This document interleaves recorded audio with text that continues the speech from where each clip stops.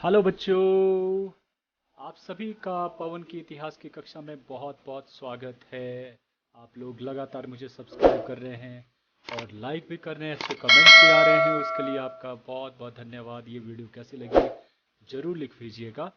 हम पढ़ रहे हैं आपका अध्याय नंबर 10 और ये दूसरी वीडियो आप तक जो अब पहुंचने वाली है। लेकिन पहली वीडियो को अगर आपने ध्यान से सुना होगा, समझा होगा, उसी का एक छोटा सा टेस्ट मैं ले लेता हूँ। 5 नंबर के लिए तैयार हो जाइए। पहला प्रश्न ये रहा।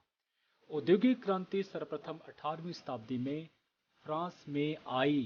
सही या गलत आपको जो है बताना है। सर्वप्रथम फ्रांस में आई, और जबकि हमने पढ़ा था कहाँ आई थी, इंग्लैंड में। तो इसका मतलब ये है कि गलत है। दूसरी स्टेटमेंट ये रही। इंग्लैंड की नौसेना शक्ति को समुद्रों की रानी के नाम से भी जाना जाता था। कहा जाता था या नहीं कहा जाता? बिल्कुल कहा जाता। तो ये सही है। तीसरी स्टेटमेंट ये रही। इंग्लैंड में सर्वप्रथम औद्योगिक क्रांति आई और उसके पश्चात कृषि क्रांति आई। आपको बताना होगा कि पहली क्रांति कौन सी आई, औद्योगिक क्रांति या फिर कृषि क्रांति। तो सही उत्तर है सबसे पहले कृषि क्रांति आई थी और फिर औद्योगिक क्रांति आई थी। तो ये उलट है, उसका विपरीत है, तो ये गलत है। फिर चौथा है, इंग्लैंड में 1760 से 1820 ईस्वी के मध्य जॉर्ज प्रथम का शासन काल था। जॉर्ज प्रथम का शासन काल 1760 से लेकर 1820 ईस्वी। भाई ये डेट्स तो बिल्कुल सही है, लेकिन वो प्रथम नहीं थे। वो कितने थे? जॉर्ज तृतीय थे, याद होगा आपको। तो ये गलत स्टेटमेंट हुई। और अंतिम स्टेटमेंट ये है कि 1750 से लेकर 1800 ईस्वी के मध्य ब्रिटेन के 11 शहरों की जनसंख्या बढ़कर दुगनी हो गई थी। दुगनी हो गई थी, और मैंने कहा था ये सही है। तो इस तरह से आपने ध्यान से सुना, उसके लिए आपका धन्यवाद। चलिए बात कर लेते हैं अध्याय नंबर 2, और ये आज का विषय होने वाला है। देखिए, आविष्कार और तकनीकी परिवर्तन, जो टेक्निक्स आई, आविष्कार हुए, इनोवेशंस हुई, उसके बारे में आज हम पढ़ने वाले हैं। और एक बड़ा इंपॉर्टेंट है ये, जीके से संबंधित जो है आपके प्रश्न जो है तैयार है। ऐसे भी आपको नॉलेज होना चाहिए। केवल साइंस के व्यक्तियों को, बच्चों जिन्होंने साइंस ले रखी है, आप आर्ट्स के बच्चों को भी पता होना चाहिए कि कौन कौन से आविष्कार किसके द्वारा कैसे हुए।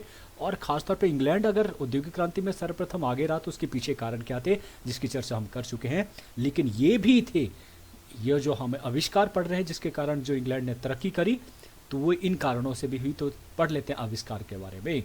18वीं शताब्दी को आविष्कारों का काल जो है वो कहा जाता है। थोड़ा सा मैंने पहले बता दिया था, क्योंकि उस समय कुल मिलाकर लगभग जो है 26,000 आविष्कार जो है वो हुए थे। याद रखना, 18वीं शताब्दी में 26,000 आविष्कार होना, और आधे से ज़्यादा आविष्कार जो है केवल इस समय में ही 1782 से लेकर 1880 ईस्वी के दशक में, लगभग ये समय बैठता है 18 वर्ष का।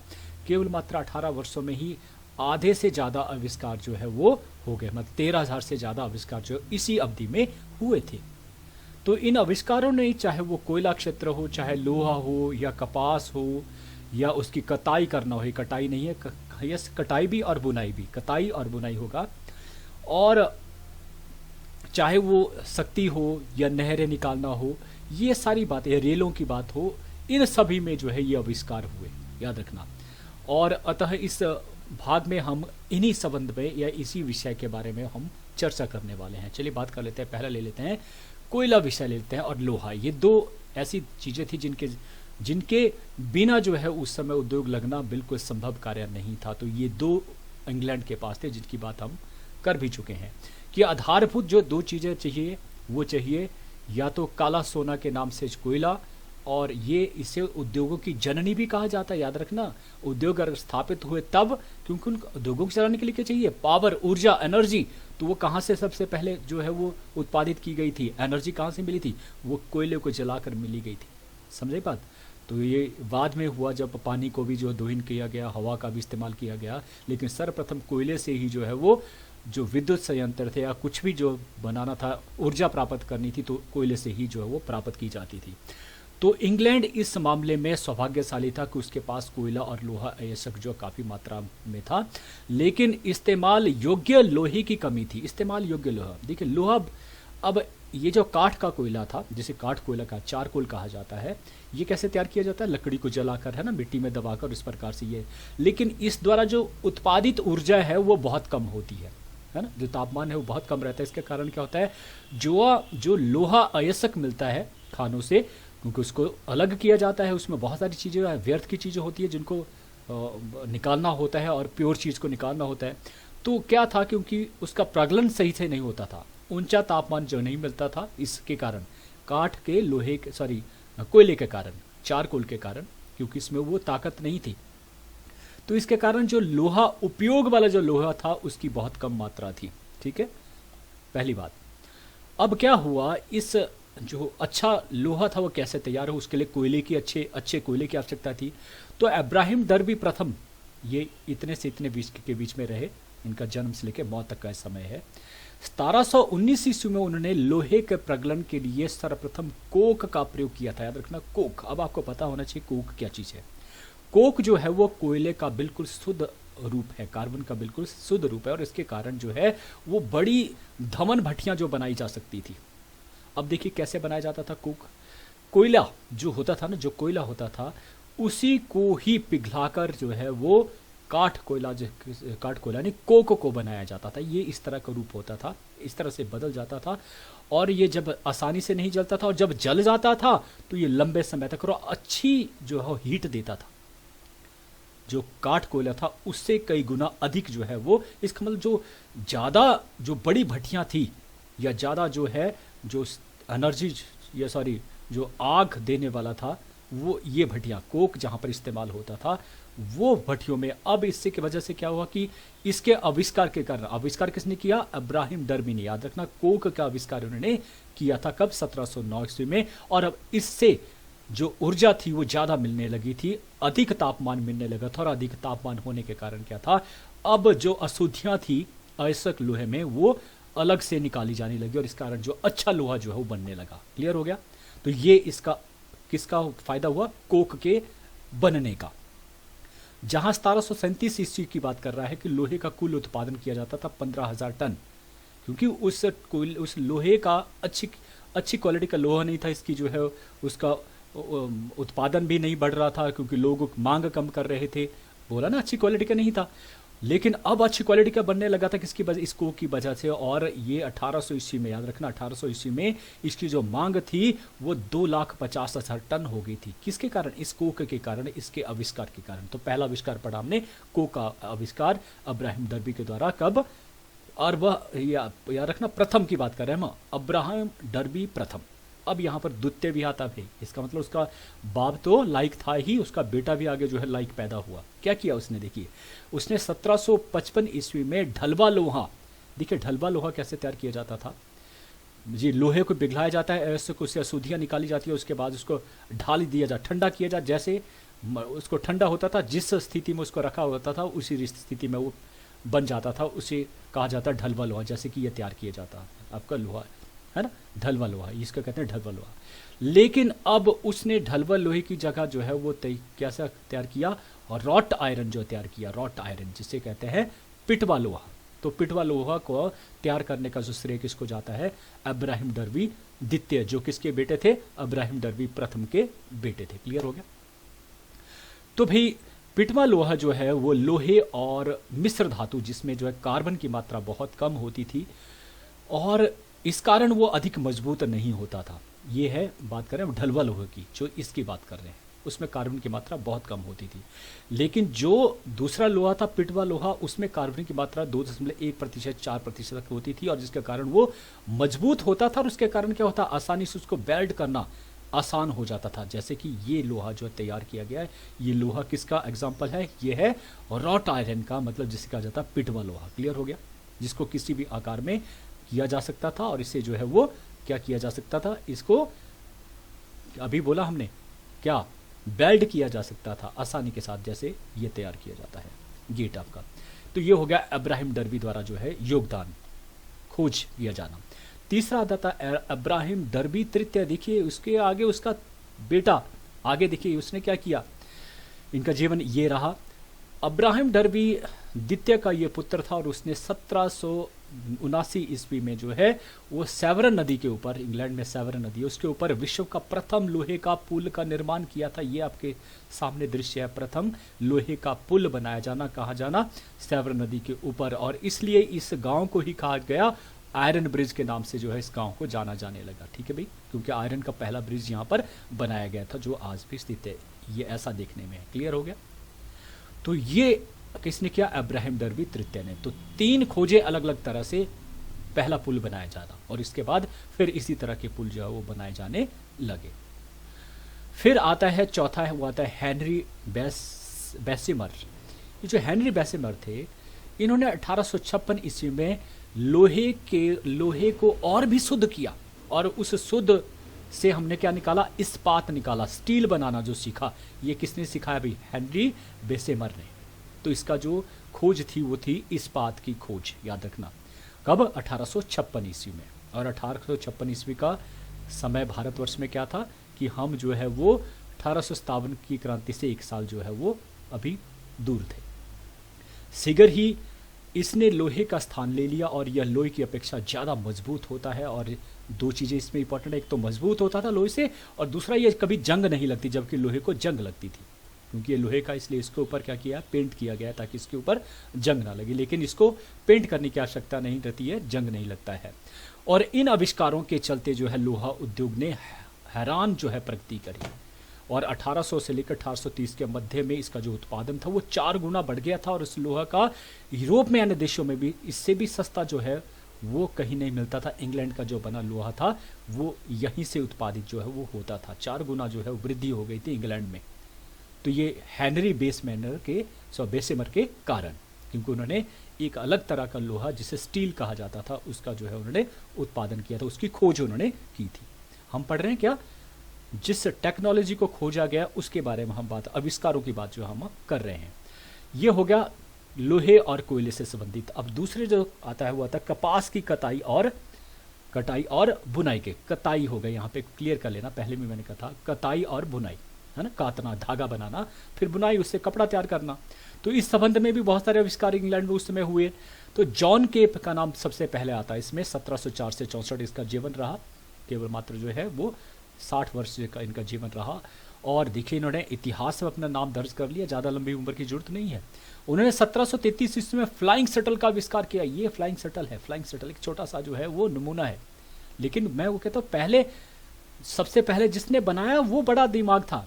आज बोलते हैं भाई साइकिल तो मैं भी अभी बना लूंगा, लेकिन भाई जिसने सोचा उसको बनाया वो सबसे इंपॉर्टेंट था। देख के तो सभी बना लेते हैं, लेकिन जिसने सबसे पहले इजाद किया वो अपने। तो जॉन के ने इस शटल को बनाया था, और इससे क्या हुआ? पहले कपड़े की चौड़ाई बहुत कम हुआ, हथकरघे के द्वारा बनाया जाता था और उसका बहुत कम जो है चौड़ाई रहती थी, लेकिन ये शटल ने बड़ा काम किया। अब इस शटल को इधर से उधर फेंका जा सकता था, इधर से उधर, इधर से उधर। ये शटल का काम होता है, इधर से उधर जाना। और इससे क्या होता था, जो कपड़े की चौड़ाई थी बनाने की वो ज़्यादा बढ़ गई अब शटल, इस छोटे के आविष्कार के कारण। तो किसने किया भाई? ये किया जॉन के ने किया। समझ आएगी? तो इससे क्या हुआ कि शटल के आने से क्या था, अब जो चरखे का प्रयोग था वो पूरी तरह से समाप्त हो गया था। अब इसी से जो है ये काम होने लगा था शटल के द्वारा। क्लियर हो गया जी? फिर आता है जेम्स हारग्रीव्स। जो जेम्स हारग्रीव्स थे उन्होंने 1464 ईस्वी में स्पिनिंग जेनी नाम से एक आविष्कार किया था। स्पिनिंग जेनी, स्पिनिंग क्या होता है? बुनना जो है, काटना जिसको कहते हैं। जो जेनी थे वो उनके पत्नी का नाम था, तो इसलिए इनका नाम जो रखा उसने अपनी मशीन का, उसका नाम था स्पिनिंग जेनी। किसने रखा? जेम्स हारग्रीव्स ने। तो जो स्पिनिंग जेनी थी उसका फ़ायदा क्या था कि एक वक्त में 8 से 10 धागे ये काट सकता था, स्पिन कर सकता। स्पिनिंग होता था कहते जो हम जो है कतली लेते हैं और उससे एक धागा जो तैयार करते हैं। तो ये जो वो मशीन थी स्पिनिंग जेनी, जिससे 8 से 10 धागे एक वक्त में ही काटे जा सकते थे, बुने जा सकते थे, बनाए जा सकते थे। क्लियर है? लेकिन इसका सिर्फ एक ही कमी थी कि इसका बना हुआ धागा जो है ज़्यादा मजबूत नहीं होता था। लेकिन ये शुरुआत थी ना, ये बड़ी बात है, शुरुआत कर दी गई थी अच्छी, और इससे आगे से आगे जो है नई चीज़ वो बनती गई। दूसरे थे रिचर्ड्स आर्कराइट। इन्होंने क्या किया कि 1769 ईस्वी में वाटर फ्रेम का, उसी मशीन वही है लेकिन इसमें वाटर फ्रेम उन्होंने जोड़ दी। ये वाटर फ्रेम ये थी जो पानी के साथ साथ जो चलती, जैसे पन बिजली होती है ना, पन बिजली पानी के हिसाब से चलती है, पानी की जो शक्ति है उसका इस्तेमाल होता है। तो इसमें भी पानी की शक्ति का इस्तेमाल होने लगा, किसके कारण? वाटर फ्रेम जोड़ने के कारण। किसने जोड़ी इसको? रिचर्ड आर्कराइट ने इसको ये फ्रेम दी। इससे क्या था कि अब ये मशीन जो थी वो जल शक्ति से चलती थी और पहले की अपेक्षा ये ज़्यादा जो है ये मशीन थी, इसमें भी थोड़ी सी चेंजिंग कर लिए किए गए थे और ये उस पहली मशीन से जो है वो ज़्यादा अच्छी तरह से जो है वो क्या धागे को मजबूती से बनाती थी, मजबूत धागा जो है तैयार करती थी। और इस मशीन से कम समय में ज़्यादा धागे, कम समय भी बचाया इसने। तो दो चीज़ें, एक तो आदमी का काम खत्म किया और दूसरा जो है पानी की शक्ति का इस्तेमाल हुआ और तीसरा जो मजबूत धागा भी बनने लगा। तो इसको देखते हुए ब्रिटेन के जो जॉर्ज तृतीय थे इतने खुश हुए कि उन्होंने उन्हें सर की उपाधि से सम्मानित किया था। समझ आई बात? सर की उपाधि, सबसे बड़ी उपाधि से उनको सम्मानित किया। फिर चौथा जो इसमें और भी एक इन्वेंशन हुआ और वो करने वाले थे सैमुअल क्रॉम्पटन। सैमुअल क्रॉम्पटन ने क्या कि 1779 ईस्वी में स्पिनिंग जेनी के नाम से एक जो है वाटर फ्रेम, ये दोनों जो पीछे वाले जो आविष्कार किए गए थे, चाहे वो स्पिनिंग जेनी था, लेकिन स्पिनिंग जेनी से पहले जो किया गया था वो क्या था, वो था जॉन के द्वारा। यह स्पिनिंग जेनी का आविष्कार किया गया था, जेम्स हारग्रीव्स ने किया था और रिचर्ड ने किया था वाटर फ्रेम का, जो अभी सामने है। तो इन दोनों को ही मिलाकर, स्पिनिंग जेनी और वाटर फ्रेम को मिलाकर उन्होंने एक नया आविष्कार किया और इसको नाम दिया गया म्यूल करके। ये म्यूल करके नाम किया गया, तीन दोनों का ही मिलाकर ये किया गया था। और इससे क्या था कि और भी बारीक, जहां एक धागे से दो और धागे तैयार किए, बारीक और भी बारीक होता था, लेकिन ये उनसे भी मजबूत था। तो ये इससे में और भी एक जो नई चीज़, एक तो पतला बनाया गया और मजबूती के साथ जो है वो धागा तैयार हुआ इस मशीन के द्वारा, जिसका नाम था म्यूल। क्लियर हो गया जी? तो ये आविष्कार किसने किया? सैमुअल क्रॉम्पटन के द्वारा, इसलिए म्यूल नाम, सैमुअल से ही म्यूल नाम इसका आधा जो यहाँ म्यूल नाम जो उनके साथ जोड़ दिया गया। हो गया। फिर अब बात कर लेते हैं आगे और वो आते हैं अंतिम, एडमंड कार्टराइट। एडमंड कार्टराइट ने क्या किया? देखिए, उन्होंने 1785 ईस्वी में पावर लूम का आविष्कार किया। पावर लूम, एक होता है हैंडलूम, हैंडलूम हाथकरघा जो होता है जिसके कहते हैं, लेकिन ये था पावर लूम। पावर लूम क्या होता है कि पावर के द्वारा, क्योंकि उस समय तक जो इंजन का आविष्कार हो चुका था और उसके द्वारा भी जो है वो ये मशीनें चलाई जाने लगी थी पावर के साथ। तो 1785 उसने पावर लूम तैयार किया, जो पावर, ऐसी मशीन जो पावर के साथ चलती थी, है ना, ऊर्जा के साथ चलती थी। तो इससे चलाना बहुत सुगम था और यह मशीन जो धागा टूटने पर, जब धागा टूट जाता तो अपने आप ही बंद हो जाती थी। तो मतलब जो कपड़ा, मान लीजिए धागा बीच में टूट गया तो वो जो है वो डिफाल्टेड कपड़ा होता था, तो काम भी लगा, ऊर्जा भी हुई और गलत कपड़ा बन गया। तो ये पहले हुआ करता था, लेकिन अब पावर लूम के बजाय के बनने से जो है क्या हो जाता था, ये मशीन अपने आप रुक जाती थी। और इस प्रकार से इसमें और क्या खूबी थी, ये धागों को जो है, जो धागा था उसे जो है वो बुन भी लेती थी, बुनाई भी कर लेती थी। और इसके कारण इंग्लैंड में अब क्या था, बढ़िया किस्म का कपड़ा जो है बहुत सस्ता मिलने लगा, क्योंकि ये तेजी के साथ काम करने वाली थी, तेजी से और बढ़िया कपड़ा। तो इससे क्या हुआ, इसकी मांग बढ़ी और मांग बढ़ने से क्या हुआ, कपड़ा और भी सस्ता हो गया। तो उपयुक्त आविष्कारों ने इंग्लैंड के वस्त्र उद्योग में एक क्रांति ला दी और 1855 ईस्वी में इंग्लैंड में 2,50,000 बुनकर जो हथकरघे से कार्य करते थे वो बेकार बेशक हो गए थे, लेकिन उनको और नौकरियां मिली और लगभग 5 लाख लोग जो है इन उद्योगों में जो है कार्यरत थे। और 1860 ईस्वी तक इनकी जो संख्या, हथकरघों की जो संख्या थी वो 3,000 हो गई थी। मतलब ये विस्थापित हो गए थे, कहाँ चले गए थे, अब उद्योगों में चले गए थे, इनका जो है काम नहीं रहा था, कम हो गया, खत्म हो गया। लोग अब किसकी मांग करने लगे थे, मशीनों के द्वारा बने हुए बढ़िया कपड़े की। तो इस प्रकार से ये स्थिति किसने पैदा की, इन लोगों के आविष्कार के कारण। और पावर लूम एक ऐसा आविष्कार था जिसने जो है क्रांतिकारी आविष्कार जो है, क्रांति जो है ला दी कपड़े उद्योग में। और इस प्रकार से अभी इसकी मांग जो है वो जोर से पकड़ने लगी। और इन कारखानों में एक बड़ी बात थी कि सबसे ज़्यादा जो है स्त्रियां और बच्चे इन कारखानों में इस्तेमाल होते थे। और मैंने कहा कितनी संख्या थी, 5 लाख लोग इन कार्यों में लगे हुए थे। ये हो गया भी कपड़ा उद्योग से संबंधित। अब आता है भाप की शक्ति का इस्तेमाल किया जाना। भाप की शक्ति का सर्वप्रथम प्रयोग जो है वो खानों से पानी के बाहर निकालने के लिए जो है किया गया था। खाने जो कोयले के खाने थे उसमें पानी भर जाता था, तो उनको पानी को बाहर निकालने के लिए सर्वप्रथम जो है सोचा गया कि एक इंजन जो तैयार किया जाए। और इसके लिए सर्वप्रथम स्टीम इंजन जो तैयार किया गया 1698 ईस्वी में, और जिसने तैयार किया था उनका नाम था थॉमस सैवरी। और इसके पश्चात जो है एक और नाम जुड़ा है थोड़ा सा इंजन, क्योंकि इंजन जो है किसी मतलब इसका बॉयलर जो है वो फट जाया करता था, ये ज़्यादा हैवी काम होने पर। और 1712 ईस्वी में थॉमस न्यूकॉमन ने जो है एक और इंजन बनाया, जो लेकिन ये बहुत ही बड़ा हैवी था, बहुत भारी था, जिस कारण इसको विस्थापित करना मुश्किल था। लेकिन ये इस कारण लोकप्रिय नहीं हो पाए। लेकिन इस दिशा में सबसे जो बढ़िया काम किया वो था जेम्स वाट का, नाम ये आपने याद रखना है। जेम्स वाट ने क्या किया, 1769 ईस्वी में क्या किया, उसने भाप से चलने वाला इंजन जो तैयार किया गया था, पहला इंजन था जिसने एक बहुत बड़ा परिवर्तन लाया था। भाप से चलने वाला इंजन ये बहुत उपयोगी और व्यवहारिक था। उसने औद्योगिक क्षेत्र में इसमें नए युग का सूत्रपात किया और पहली रेल में भी यही इंजन जो इस्तेमाल किया गया था, याद रखना है। तो भाप की शक्ति का इस्तेमाल इस तरह से हुआ। फिर नहरों की बात कर लेते हैं। नहरों में भी जो देखिए, नहरों ने भी बड़ा इंपॉर्टेंट, अब यही तो पढ़ना है। 18वीं शताब्दी के दूसरे मध्य में जो है इंग्लैंड में नहरों का निर्माण आरंभ हुआ और इनका मुख्य उद्देश्य था कोयले को शहरों में स्थित उपयोगों तक जो है, जहां पर इसका उपयोग किया जाता है। देखिए अब जो कोयले की खानें थी वो कहीं और जगह स्थित थी और जहां पर उद्योग स्थापित हो वो शहरों में स्थापित है, इसलिए कोयले को उस जगह तक ले जाना, वो सारी कीमतें जुड़ जाती थी किसी भी चीज़ के उत्पादन। मान लीजिए आपको कपड़ा उद्योग, तो कपड़े उद्योग में भी कोयला आवश्यक, तो उससे एनर्जी होगी और उसी से मशीनें चलेंगी। अब वो कोयला को पहुंचाने के लिए जितना जो लग रहा है, पैसा लग रहा है, वो सारा उस कपड़े में जुड़ जाता था, तो वो चीज़ें महंगी मिलती थी। इसलिए क्या किया कि एक दिमाग इनके उसमें आया कि ऐसी चीज़ तैयार की जिससे जो है जो कोयला है वो कम कीमत पे और जल्दी पहुंच जाए। और ये तरीका क्या होता था कि नहरें जो है बनाया जाना, नहरें सीधी होती थी और नहरों में आसानी से जो है वो इसे पहुंचाना आसान था, संभव था, कम खर्चे के ऊपर, है ना। वाटर का इस्तेमाल करते हैं, वाटर की एनर्जी भी इस्तेमाल होगी और साथ में किश्तियों की एनर्जी भी होगी और दोनों मिलकर जो है वो जल्दी जो है काम होगा। तो नहरों के निर्माण के लिए जो है दो का काम जो है वो सबसे इंपॉर्टेंट, नाम याद रखना आपको, Duke of bridge water, Duke of bridge water और जेम्स विडले, ये दो का नाम। देखिए जो ड्यूक ऑफ ब्रिज वाटर थे, इनकी अपनी जो है बहुत सारी खानें थी कोयले की, और जो जेम्स विडले थे ये एक जो है बड़े इंजीनियर थे, ठीक है। तो ड्यूक ऑफ ब्रिज वाटर जो वो चाहते थे कि कुछ ऐसा साधन हो, उनके दिमाग में आया कि क्यों ना नहरें जो है बनाई जाए। नहर किसके लिए यूज की जाएगी, कोयले को एक जगह से दूसरी जगह ले जाना, कहाँ पे भाई, जहां पर खाने हैं वहां से ले जाना, कहाँ पे, जहां पे मैनचेस्टर में जहां पर स्थापित थे उद्योग वहां तक ले जाना, ये इनका जो है पहला कार्य था।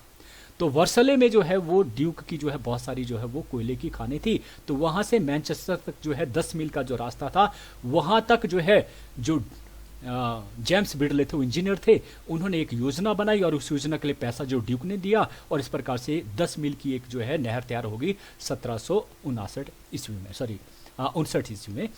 और इस नहर के बनाने से जो है उनको बहुत ज़्यादा फायदा हुआ।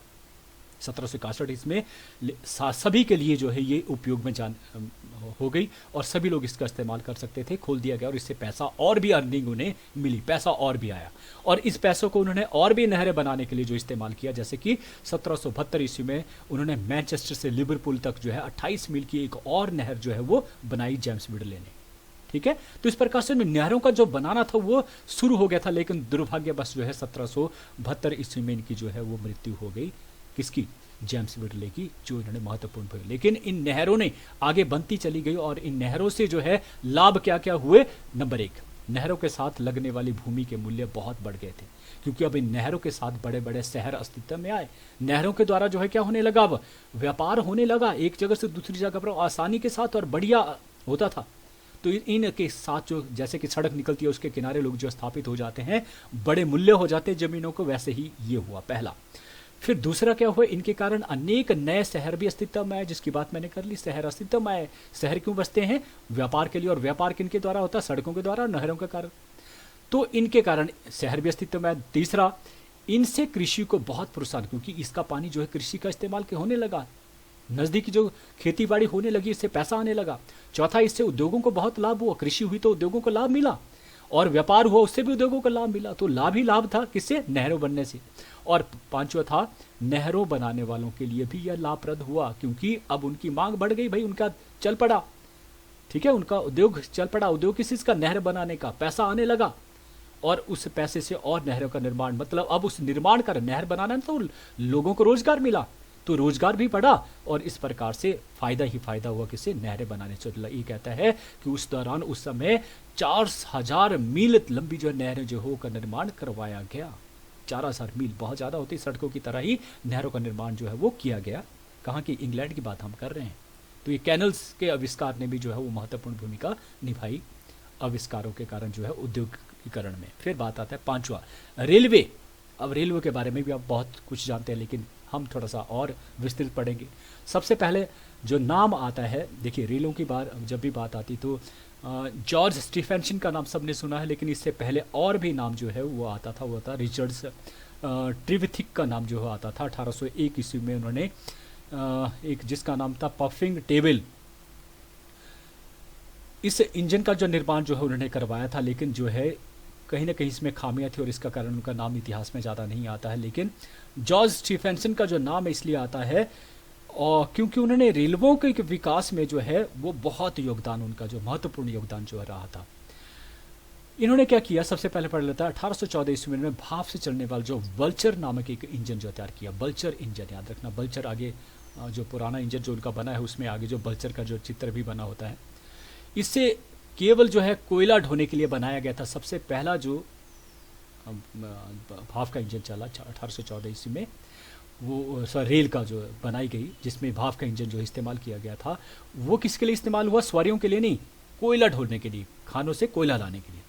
और यात्रियों के लिए सर्वप्रथम जो है 1825 ईस्वी में जो है वो स्टॉकटन से डार्लिंगटन, ये शहर थे, इन जगहों के ऊपर के मध्य में ये पहली रेल जो है वर्ल्ड की चली थी सर्वप्रथम 1825 ईस्वी में। और इसमें इंजन को जो लगाया गया था उससे रॉकेट इंजन कहा जाता था, लेकिन जो कोयला ढोने के लिए लगाया गया था इंजन उसको वल्चर इंजन कहा जाता था। जो रॉकेट इंजन था वो ये था, इस तरह का जो रॉकेट इंजन था, नाम रॉकेट इंजन। उस समय बड़ी बात थी कि भाप की शक्ति से जो है लगभग 15 किलोमीटर तक जो चलना, 15 मील की गति से चलना, ये अपने आप में, इसलिए इसको रॉकेट का नाम दिया गया था। ये अलग चीज़ है कि आजकल तो 500 मील की गति से चलने वाली हैं बुलेट ट्रेन, है ना, ऐसी भी हैं, बन चुकी हैं, लेकिन ये प्रारंभ है भाई, हम उसके हिसाब से सोचें तो ये जो भाप से चलने वाला था और इसमें 32 डिब्बे जो है सबसे पहले जो लगाए गए थे, जो किसकी बात, 1825 ईस्वी में जो सर्वप्रथम स्टॉकटन से डार्लिंगटन तक जो है वो चली थी रेल। तो ये जो पहले जो इसकी जो रफ्तार थी वो 9 मील प्रति घंटा थी, लेकिन आस्ता आस्ता करके इसको बढ़ाया गया और 15 मील तक जो है वो कर दी गई। इसलिए रेलों के विकास के लिए देखते हुए जो है जॉर्ज स्टीफेंसन को जो है वो रेलों का पितामह भी कहा जाता है। याद रखना, ये इंपॉर्टेंट क्वेश्चन है, रेलों का पितामह जॉर्ज स्टीफेंसन, है ना। अब इन्हें जो है इसको देखते हुए वहां की सरकार ने उन्हें जो है, इंग्लैंड की सरकार ने उन्हें चीफ इंजीनियर की उपाधि दी, पद दी, और इस प्रकार से इस पद के ऊपर वो कार्य करते रहे। कब, 1848 में जब उनकी मृत्यु हुई। अब इसका प्रभाव क्या पड़ा, रेलवे के आने से क्या प्रभाव पड़ा, नंबर 1, इसके कारण ब्रिटेन में शहरीकरण की प्रक्रिया तीव्रता हुई। बड़े बड़े शहर इस अस्तित्व में आए क्योंकि रेलवे के द्वारा सामान को ही नहीं, व्यापारी माल जाता था एक जगह से दूसरे, और नई जगह जो है विकसित हुई। देखिए गांव से व्यापार, इसलिए व्यापारिक जो शहर इसलिए स्थापित हो जाते हैं क्योंकि कहीं ना कहीं वहाँ परिस्थितियाँ इस तरह की होती हैं, और सबसे इंपॉर्टेंट होता है कि वहाँ पर यातायात के साधन विकसित हैं, और वो विकसित हुए किसके कारण, रेलवे का था। रेलवे के द्वारा नए शहर अस्तित्व में आए और वो थे London, Bristols, Manchester, Liverpool, Wales, Birmingham और यॉर्कशायर। ये शहर जो है नए शहर अस्तित्व में आए। एक तो पहला प्रभाव ये पड़ा। दूसरा, कम खर्च और कम समय में सफर करना शुरू हुआ। याद हो, ये तो बिल्कुल ईजी है ना कि एक इंजन बनाओ, उसके साथ जो 34 डिब्बे लग गए तो कितना कम जो है खर्च हुआ। तो इसलिए कम समय में कम खर्च, क्योंकि इनकी जो रेलवे के जो ट्रैक बनते हैं बिल्कुल सीधे सीधे बनते हैं, उनमें कई ज़्यादा मोड़ नहीं होते हैं, है ना, जैसे कि बस के या दूसरी जो सड़कें होती हैं वो बहुत मोड़ते हुए बहुत लंबा समय लगता है, तो ये सीधे ही तौर पर। तीसरा, गांव से लोग निकलकर शहरों में विस्थापित हो गए, अतः शहरों की जनसंख्या में अधिक वृद्धि हुई। ये भी प्रभाव है कि क्या प्रभाव पड़ा, अब शहर भी विकसित हुए और इन शहरों में जनसंख्या भी बढ़ गई। किसके कारण, इनके आने के कारण, रेलवों के आने के कारण। इससे सामाजिक बंधन ढीले हुए, सामाजिक बंधन ढीले हो गए, मतलब समाज कुछ अलग तरह का होगा। वो समाज जो पहले एक आदमी के बलबूते पर चलता था, वो समाज के, अब वो क्या था, सामाजिक बंधन ढीले हो गए थे। एक तरह से पिता का बच्चों के ऊपर जो है जो प्रभाव था वो खत्म हो गया था, क्योंकि अब बच्चे भी नौकरी करने लगे थे, उनकी पत्नियां भी नौकरी करने लगी थी, तो जो बंधन थे वो ढीले पड़ गए थे। समझ गए, इसका मतलब जो बांध के रखा था वो ढीले हो गए थे। पांचवा था, मनोरंजन के लिए एक बढ़िया साधन जो है सिद्ध हुआ। मनोरंजन का साधन मतलब कि भाई बैठ जाओ, पूरे के पूरे जो है मनोरंजन का साधन, एक जगह से दूसरी जगह जाना, डिब्बे में इंजॉय करने के लिए भी लोग जो जाने लगे, घूमने के लिए भी उसका इस्तेमाल होने लगा, केवल काम के लिए नहीं। छठा होगा, उद्योगों के लिए आवश्यक कच्चा माल और उसका जो माल बनकर तैयार हो जाना, उसको ले जाना, ये दोनों ही कार्य जो है रेलों के द्वारा भी होने लगा। क्लियर हो गया। और सातवां, रेलों के निर्माण कार्य में बड़ी संख्या में लोगों को रोजगार भी प्राप्त हुआ। रोजगार मिलना। जैसे नहरों की बनने लगी तो नहर जो बना सकते थे वो लोग उसमें काम करने के लिए रोजगार प्राप्त हुआ। अब जो इसमें रेलों में बनाना, ट्रैक बनाना है, रेलवे के इंजन बनाना है, ये सारी चीज़ें जब होने लगी तो उसके लिए भी लोगों को जो है ज़रूरत पड़ी, इंजीनियरों की ज़रूरत पड़ी, काम करने वाले लोगों की ज़रूरत, इस प्रकार से रोजगार बढ़ा। तो ये सारे प्रभाव जो है इसके कारण हुए, रेलों के इंजन के बनने के कारण। या समझ आई बात? तो ये पढ़ा हमने आविष्कारों के बारे में। और अंत में बात करेंगे कि एक खूबसूरत दिल हजार चेहरों से ज़्यादा बेहतर होता है। ज़िंदगी में याद रखना, कड़वा सच है लेकिन याद रखना, इसको ध्यान रखा होगा तो ज़िंदगी बहुत सुखमय रहेगी। एक खूबसूरत दिल हजार चेहरों से ज़्यादा बेहतर होता है। इसलिए जीवन में हमेशा ऐसे लोगों को चुने जिनका दिल चेहरों से अधिक खूबसूरत होता है। तो याद रखना, ताउम्र सुख और समृद्धि से रहोगे, ये सब मिलने वाला है। इसको पक्का याद रखना हमेशा के लिए। आपने मुझे हमेशा की तरह बड़े ध्यान से सुना, उसके लिए आपका बहुत बहुत धन्यवाद। थैंक यू बच्चों।